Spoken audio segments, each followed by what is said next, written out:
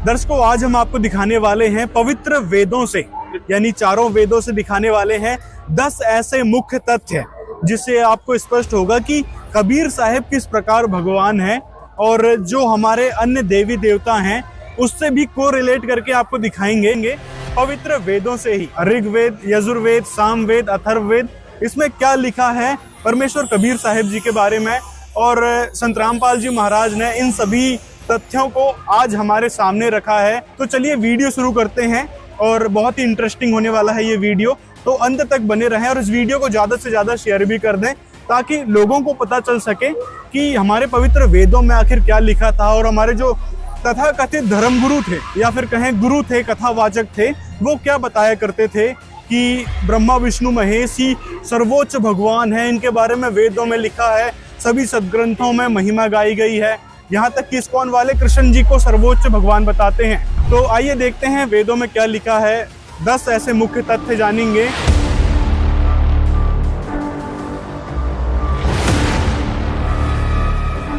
तो दर्शकों, आपको दिखाते हैं हम प्रमाण नंबर 1, वह परमात्मा कौन है। तो वह जो पूर्ण परमात्मा है उसकी जो परिवरस की लीला है कुंवारी गौओं से होती है। वो कुमार अवस्था में कुंवारी गाय का दूध पीता है। तो आखिर ये लीला किसने करी, आइए देखते हैं इस वेद में।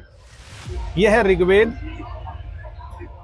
मंडल नंबर 9 और 10 है। महर्षि दयानंद जी द्वारा इसका अनुवाद है। इसमें ऋग्वेद मंडल नंबर 9 सूक्त 1 का मंत्र नंबर 1 है।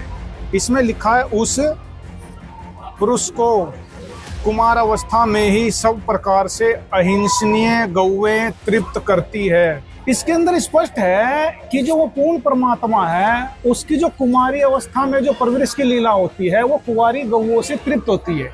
आखिर ये लीला किसने करी? क्या ब्रह्मा जी ने करी या शिव जी ने करी या कृष्ण जी या राम ने करी? किसी ने भी नहीं करी। आखिर किसने करी यह लीला? आइए हम देखते हैं। ये अब श्रीमद् देवी भागवत है, गीता प्रेस गोरखपुर से है। इसके अंदर में एक प्रकरण आता है। विष्णु जी कहते हैं, मैं ब्रह्मा और शंकर हम तुम्हारी कृपा से विद्यमान है, हमारा आविर्भाव और तिरोभाव हुआ करता है, केवल तुम ही नित्य हो, जगत जननी हो, प्रकृति और सनातनी देवी हो। भगवान शंकर कहते हैं, यदि महाभाग विष्णु तुम्ही से प्रकट हुए हैं तो उसके बाद उत्पन्न होने वाले ब्रह्मा भी तुम्हारे ही बालक हुए। फिर मैं तमोगुणी लीला करने वाला शंकर क्या तुम्हारी संतान नहीं हुआ? अर्थात मुझे भी उत्पन्न करने वाली तुम ही हो। अब इसके अंदर एक बात स्पष्ट होती है कि ब्रह्मा विष्णु शिव जी ये तो दुर्गा से उत्पन्न है, तो क्या इनकी परवरिश की लीला कुंवारी गौओं से हुई? इसका प्रमाण ना कहीं पुराणों में है, ना कहीं वेद में है, ना किसी उपनिषद में है, ना किसी पुराण उपमा पुराण में है। तो आखिर वो लीला किसने करी? वो लीला कबीर देव ने करी, कबीर साहब ने करी, काशी वाले जुलाहा ने करी। आपको हम कबीर सागर में प्रमाण दिखाते हैं, आइए देखते हैं। देखिए, ये है कबीर सागर संपूर्ण 11 भाग, खेमराज श्री कृष्णदास प्रकाशन मुंबई के जी। इसके हम आते हैं ज्ञान सागर पे। इसके अंदर में आता है नूरी वचन, बचिया जाही बैल नहीं लागा, यहाँ की कुंवारी, सोले ठाड़े करो तही आगा, जुल्हा एक बचिया ले आवा, चलो दूत कोई मरम न पावा, चलो दूत जुल्हा हरसाना, राख छिपाई काहू नहीं जाना। अब इसकी बात से यह स्पष्ट होता है कि जो कुंवारी गाय का दूध पीने का प्रमाण वेद में है वो ना ब्रह्मा जी ने किया, ना विष्णु जी ने, ना कृष्ण जी ने, ना राम जी ने। वो किसने किया? कबीर देव ने किया, कबीर साहब ने किया।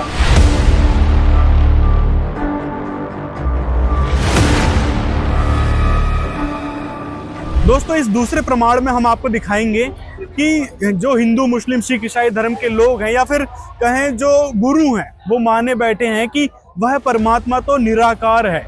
यहाँ तक कि हिंदू धर्म के शंकराचार्य भी मानते हैं कि वह परमात्मा निराकार है। तो अब आइए देखते हैं हमारे पवित्र वेदों में क्या कहा गया है। तो देखिए, आपको दिखाते हैं प्रमाण नंबर 2। ये वही ऋग्वेद है। इसके हम 2 श्लोकों से सिद्ध करेंगे कि वह परमात्मा कैसा है। ये ऋग्वेद है, महर्षि दयानंद जी द्वारा 9वां और 10वां मंडल है। इसके अंदर कहा गया है, ये देखिए, ये लिखा है कबीर देव।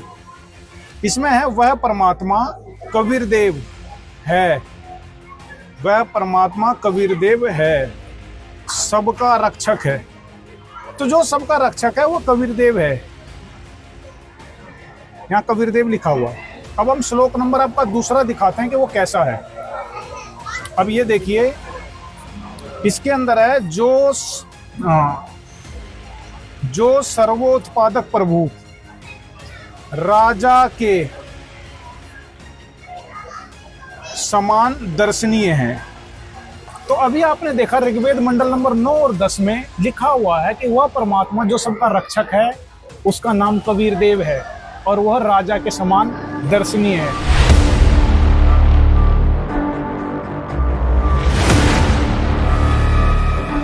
दोस्तों तीसरा पॉइंट हम क्लियर करेंगे पवित्र वेदों से। हमारे जो हिंदू धर्म के धर्म गुरु है या फिर कहें जितने भी धर्म हैं उनके धर्म गुरु कहते हैं कि परमात्मा पाप नाश नहीं कर सकता, यानी जो हमारे प्रारब्ध में लिखा है, जो किस्मत में लिखा है, उनको भोगना ही पड़ेगा। तो आइए देखते हैं हमारे पवित्र वेदों में क्या कहा गया है कि वेद में क्या लिखा है। यह है यजुर्वेद महर्षि दयानंद जी द्वारा। इसके अध्याय 8 के श्लोक नंबर इस पे आते हैं 13 पे।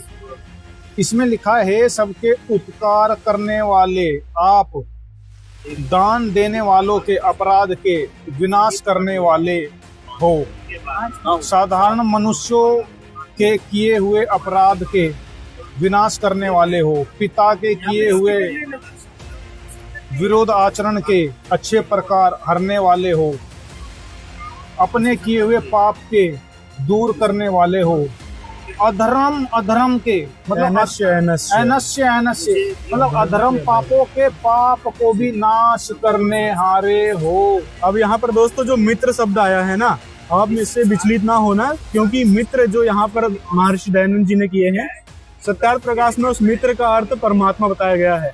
मतलब जहाँ जहाँ परमात्मा का जिक्र आया उसने यहाँ पर मित्र कर दिया। और मैं आपसे एक बात और कहना चाहता हूँ कि वेदों में किसी मित्र या दोस्तों की कहानी नहीं है और ना किसी मित्र ने किसी के पाप नाश किए हैं। वेदों में परमात्मा की जानकारी है, ना कि किसी मित्र की। मित्र ना किसी के पाप नाश कर सकता है, ना किसी ने किया है। पाप नाश सिर्फ और सिर्फ परमात्मा कर सकता है, जिसकी ये जानकारी। तो जैसा कि आपने देखा कि वेदों में लिखा है कि कौन परमात्मा पापों को नाश कर देता है, ठीक इसके विपरीत जो भी आज तक हमने पुराणों को पढ़ा, सुना और जाना, उसके अंदर में लिखा हुआ है कि जिन्होंने ब्रह्मा विष्णु शिव जी और देवी देवताओं की साधना करी उनसे पापों का नाश नहीं होता, जिसका उदाहरण अनेक प्रमाण अनेकों कथा और कहानियों में मिलता है। जैसा कि राम जी ने जब बाली को छुप के तीर मारा था, उनके भी पाप नाश नहीं हुए, जिसका बदला उन्हें श्री कृष्ण रूप में देना पड़ा। और भी अनेकों देवताओं के उदाहरण हैं, जब उनके ऊपर राक्षस हमला करते हैं तो उनके ऋषि यही कहते हैं कि आपके पूर्व जन्मों के पापों से ऐसा हो रहा है, जिसको कोई भी काटने में समर्थ नहीं। लेकिन वेद के अंदर यजुर्वेद में लिखा हुआ है कि जो पूर्ण परमात्मा है वो सर्व पापों को नाश कर सकता है, वह कबीर देव है, वह कबीर साहब। ये बात संत रामपाल जी महाराज ने हमारे समक्ष रखी है और भी हम आगे और प्रमाण दिखाते हैं। ये तो अभी 3 ही हुए हैं, और भी ढेरों प्रमाण हैं, मतलब टोटल 10 प्रमाण आपको दिखाएंगे कबीर साहिब के बारे में।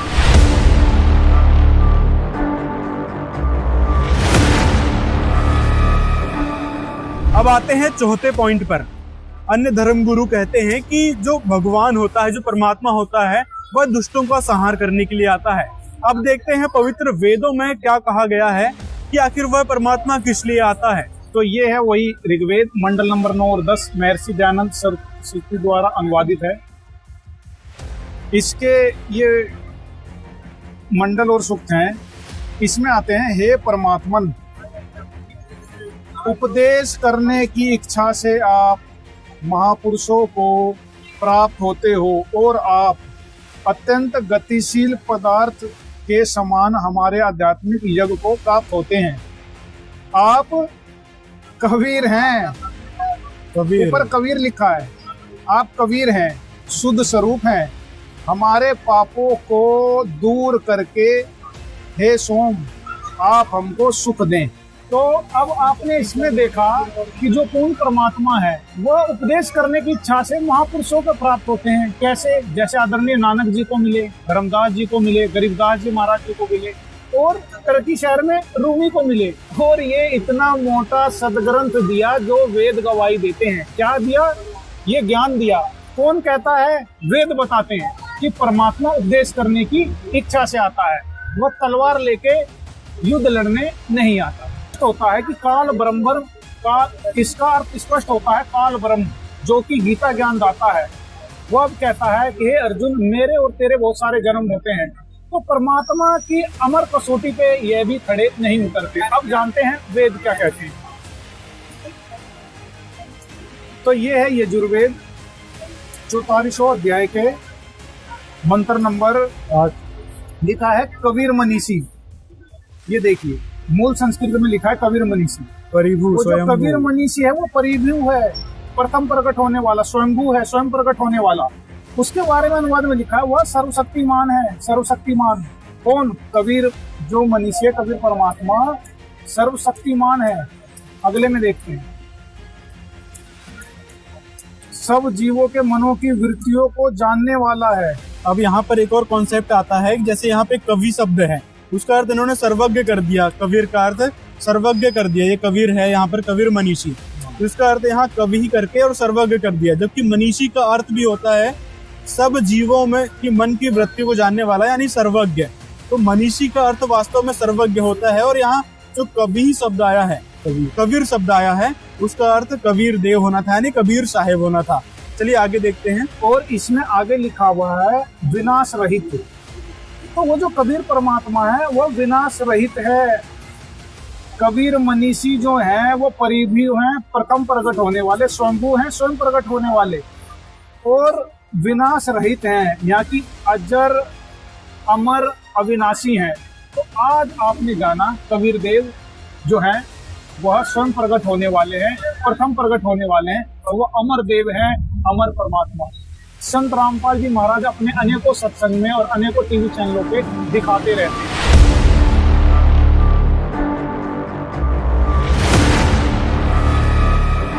अब दोस्तों, अब आते हैं हमारे अगले पॉइंट पर, जहां एक तरफ कहा जाता है कि परमात्मा दयालु होता है, वहीं दूसरी तरफ कहा जाता है कि परमात्मा सबको नाश करने वाला होता है, यानी परमात्मा रक्षक होता है और परमात्मा भक्षक होता है। अब आपको दिखाते हैं कौन है वह परमात्मा जो रक्षक है और कौन है वह परमात्मा जो भक्षक है। गीता जी से कोरिलेट करके दिखाएंगे, हमारे पवित्र वेदों से। ये है श्रीमद् भगवत गीता जी। इसके अध्याय 11 के श्लोक नंबर हम आते हैं 27 में। इसमें अर्जुन देखता है, ये वही गीता ज्ञान है, जयदयाल गोविंद का है, गीता प्रेस गोरखपुर से। इसमें है, अर्जुन देख रहा है कि वे सभी धृतराष्ट्र के पुत्र राजाओं के समुदाय सहित आप में प्रवेश कर रहे हैं। भीष्म पितामह, द्रोणाचार्य, कर्ण और हमारे पक्ष के भी प्रधान योद्धाओं के सहित सबके सब आपके दाढ़ों में भयानक मुखों में बड़े वेग से दौड़ते हुए प्रवेश कर रहे हैं, और कई एक चूरन हुए सिरों सहित।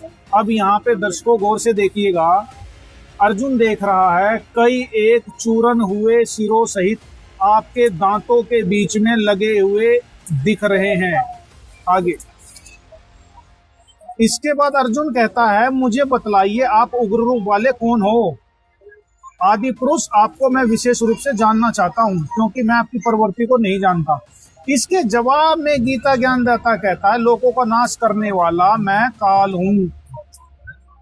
इस समय इन लोगों को नष्ट करने के लिए प्रवृत्त हुआ हूं। अब इस गीता में स्पष्ट हुआ कि जो गीता ज्ञान दाता है वो ब्रह्म है। श्री कृष्ण जी को प्रवेश करके उन्होंने गीता ज्ञान दिया। वो कहता है कि मैं काल हूं और सबका नाश करने के लिए आया हूं। और अर्जुन देखता है कि वह सबको खा रहा है, और कई एक उनके दांतों में पिसे हुए भी दिखते हैं। अब आइए देखते हैं वेदों में कौन है। ये दोबारा हमने लिया ऋग्वेद मंडल नंबर 9 और 10। इसमें लिखा हुआ है मंडल नंबर 9 के सूक्त 20 का मंत्र 1। इसमें ऊपर लिखा है कबीर देव। कबीर देव वह परमात्मा कबीर देव है और सबका रक्षक है। रक्षक है, विद्वानों की तृप्ति के लिए ज्ञान को देता है, सहनशील है। अब ये वेद कहते हैं जो परमात्मा सबका रक्षक है वो कौन है? वह कबीर देव है, ना कि गीता ज्ञानदाता ब्रह्म। तो इससे स्पष्ट हुआ कि जो सबका रक्षक है वो कबीर देव, कबीर साहब काशी वाले हैं, और जो सबका भक्षक है वह गीता ज्ञान दाता ब्रह्म है और काल।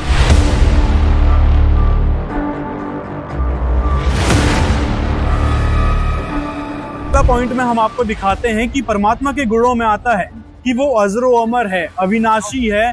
तो आइए देखते हैं कि आखिर कौन है वह परमात्मा। क्या ब्रह्मा विष्णु महेश, या फिर राम कृष्ण है, या फिर जो संत रामपाल जी महाराज बताते हैं कि वह कबीर परमात्मा है जो अविनाशी है। आइए देखते हैं हमारे वेदों में और पुराणों में क्या बताया गया है। ये आपको दिखाते हैं कि अमर परमात्मा कौन है और जन्म मृत्यु में कौन है। आइए देखते हैं।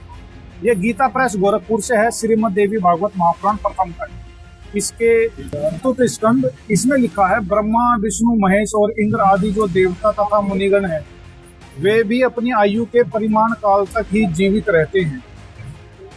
भोपाल, अपनी आयु का अंत हो जाने पर ब्रह्मा विष्णु महेश इंद्र आदि देवता भी विनिष्ट हो जाते हैं। अब इस पुराण से स्पष्ट ये होता है कि ब्रह्मा विष्णु और शिव जी की भी जन्म और मृत्यु हुआ करती है। अब देखते हैं जो इनके पिता हैं, दुर्गा के पति हैं, जिनका नाम काल है और ब्रह्म है, क्या वो जन्म मरण में है या वो अजरो अमर है। आइए श्रीमद् भगवद गीता जी, जिनमें प्रमाण के साथ हमारे गुरुदेव संत रामपाल जी महाराज जी ने दिखाया है काल ब्रह्म की भी जन्म और मृत्यु हुआ करती है। ये जय दयाल गोविंद का अध्याय 4 के श्लोक नंबर 5 में दिखाते हैं। हे परंतप अर्जुन, मेरे और तेरे बहुत से जन्म हो चुके हैं, उन सबको तू नहीं जानता, मैं जानता हूँ। इसका अर्थ स्पष्ट होता है काल ब्रह्म जो कि गीता ज्ञान दाता है। वह अब कहता है कि हे अर्जुन, मेरे और तेरे बहुत सारे जन्म होते हैं, तो परमात्मा की अमर कसौटी पे यह भी खड़े नहीं उतरते। अब जानते हैं वेद क्या कहते हैं। तो ये है यजुर्वेद,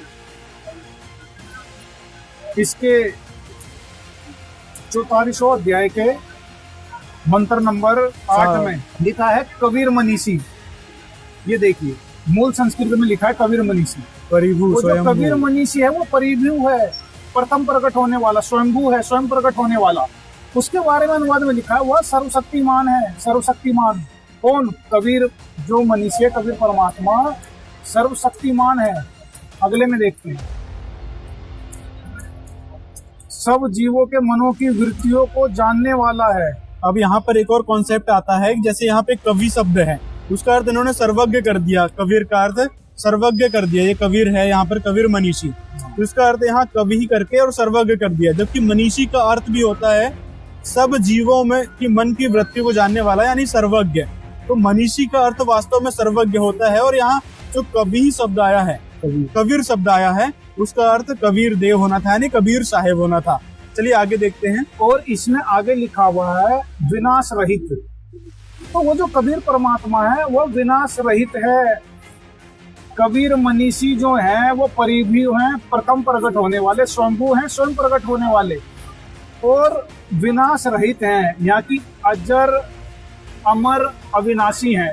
तो आज आपने जाना कबीर देव जो है वह स्वयं प्रकट होने वाले हैं, प्रथम प्रकट होने वाले हैं, और वह अमर देव हैं, अमर परमात्मा। संत रामपाल जी महाराज अपने अनेकों सत्संग में और अनेकों टीवी चैनलों पे दिखाते रहते हैं।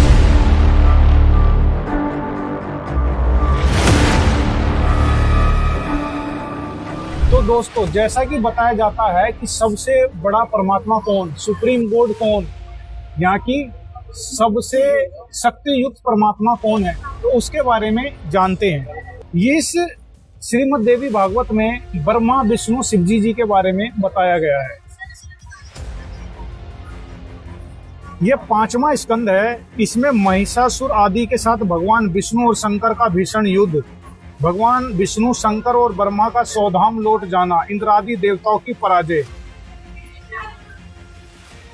तो इसके अंदर देखा, और आपने ढेर सारे प्रमाण देखे होंगे, कई सारे युद्ध पुराणों में और टीवी सीरियल चैनलों पे देखा होगा।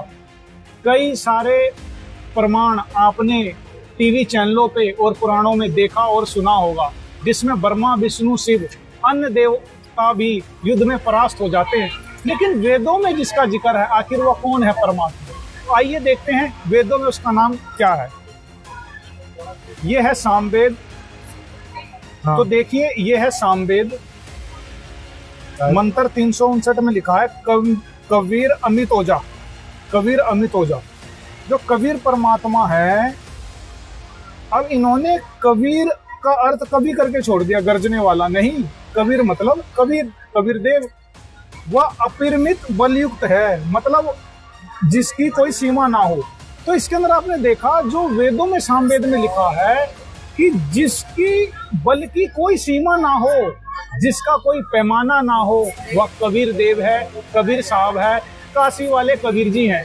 इनका प्रमाण संत रामपाल जी महाराज जी बार बार दिखाते हैं। जो सर्वोत्पादक प्रभु है, सबका मालिक है, सर्वशक्तिमान है, वह ब्रह्मा विष्णु शिव नहीं, वह कबीर देव भगवान है।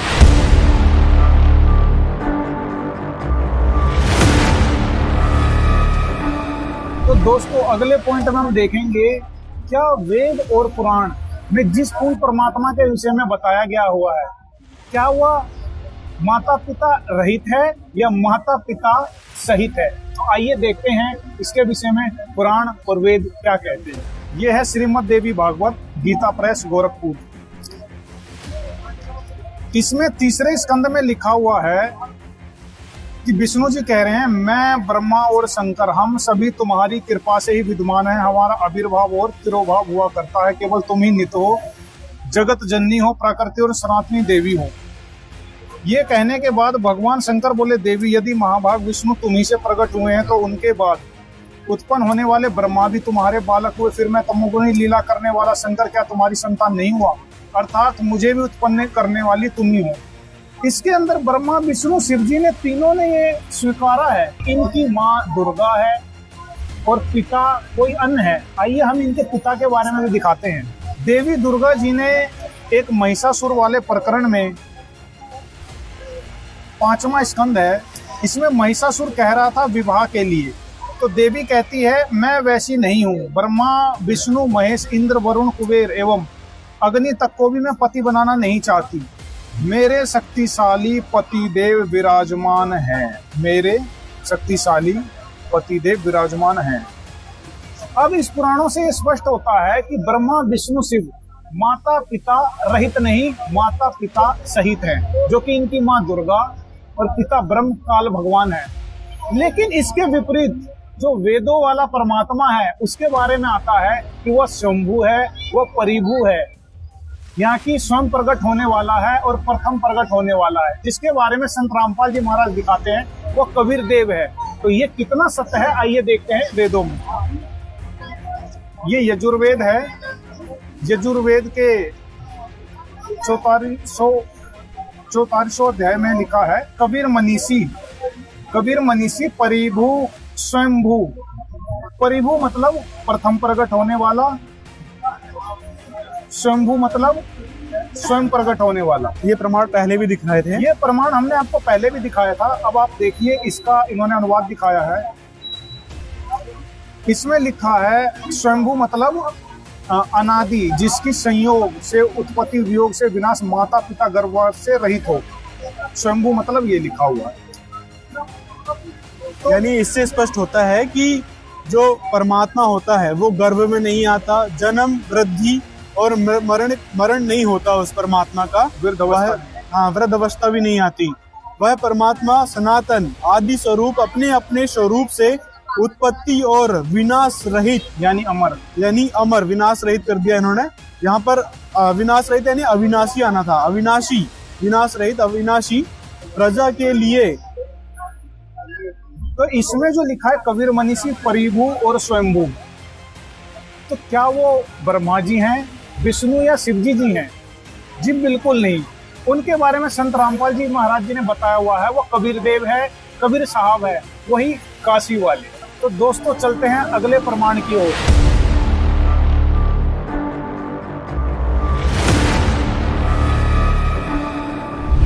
जैसा कि आजकल वर्तमान में चारों धर्म हैं, हिंदू मुस्लिम सिख ईसाई, क्या अन्य धर्म ग्रंथों में भी ब्रह्मा विष्णु शिव की जानकारी है, राम और कृष्ण की जानकारी है?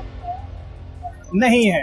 हमको कहीं भी ब्रह्मा विष्णु शिव जी राम और कृष्ण की जानकारी हमारे सदग्रंथों के अलावा नहीं मिलती, न वेदों में, न गीता जी में, न अन्य धर्म ग्रंथों में मिलती है। लेकिन आपको जानकर बड़ी हैरानी होगी, संत रामपाल जी महाराज जी ने अपने सत्संगों में दिखाया, जो वो कबीर देव है, कबीर साहब है, वो काशी वाले हैं, उनकी जानकारी वेदों में भी है, श्रीमद् भगवद गीता जी में भी है, इस्लाम धर्म के कुरान में भी है, गुरु ग्रंथ साहिब में भी है और अन्य संतों की वाणियों में भी है। तो इससे स्वयं सिद्ध होता है who is God, Kabir is God. चारों धर्मों में आखिर कौन है भगवान, जिसका गीता, वेद, पुराण और पुराणों में है प्रमाण, कबीर इज गॉड। तो दर्शकों, अब हम चलते हैं अगले पॉइंट की तरफ।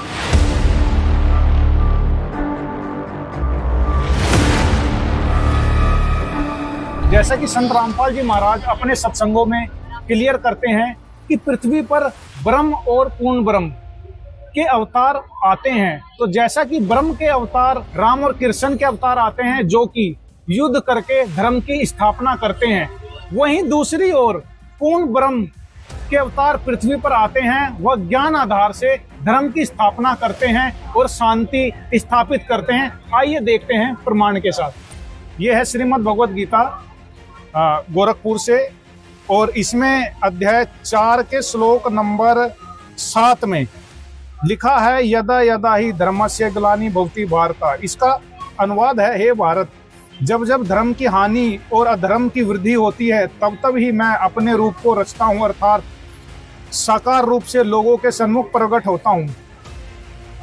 और क्या करता हूँ, आपने महाभारत के युद्ध के मैदान में देखा होगा, त्रेता युग में राम रावण युद्ध के मैदानों में देखा होगा। लेकिन वहीं दूसरी ओर जब पूर्ण परमात्मा पृथ्वी पर आते हैं तो वो क्या करते हैं, आइए देखते हैं।